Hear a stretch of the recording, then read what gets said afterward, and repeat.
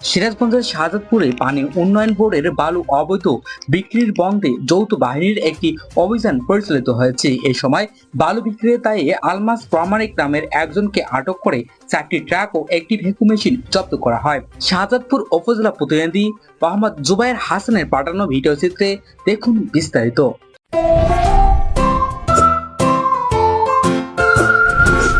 শাহজাদপুর উপজেলার বাজিয়াপাড়ায় সেনাবাহিনী ও পুলিশের সমন্বয়ে যৌথ বাহিনীর এই অভিযান পরিচালনা করে। জানা যায়, সরকারি নিয়ম নীতি অমান্য করে পানি উন্নয়ন বোর্ডের অনুমতি না নিয়ে দীর্ঘদিন যাবৎ বালু সম্রাট আনিস প্রামাণিক এই বালু মহল থেকে অবৈধভাবে কোটি কোটি টাকার বালু বিক্রি করে চলছে।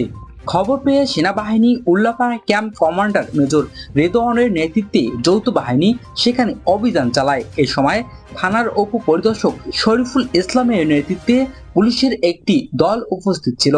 যৌথ বাহিনীর উপস্থিতি টের পেয়ে বালু কাটা ও পরিবহনে জড়িতরা পালিয়ে যায়।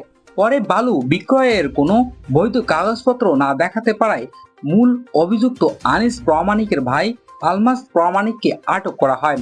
সেই সাথে বালু পরিবহনের কাজে ব্যবহৃত 4টি ট্রাক ও একটি ভ্যাকু মেশিন জব্দ করা হয়। পরে ঘটনাস্থলে উপস্থিত হয় সহকারী কমিশনার মোহাম্মদ মুশফিকুর রহমান। খোঁজ নিয়ে জানা যায়, আনিস প্রামাণিক উপজেলার দরগাহর চরের চান প্রামাণিকের বড় ছেলে আনিস প্রামাণিক। তিনি একসময় দরগাপাড়া করতোয়া নদীর খেয়াঘাটের নৌকা মাঝি ছিল। পরে আওয়ামী লীগের রাজনীতির সাথে জড়িত বিগত সরকারের সময়ে শাহজাদপুর উপজেলার বিভিন্ন স্থানে অবৈধভাবে ড্রেজার দিয়ে বালু ব্যবসা ও বাংলা পেট্রোলের ব্যবসা করে কোটি কোটি টাকার মালিক বনে গিয়েছে।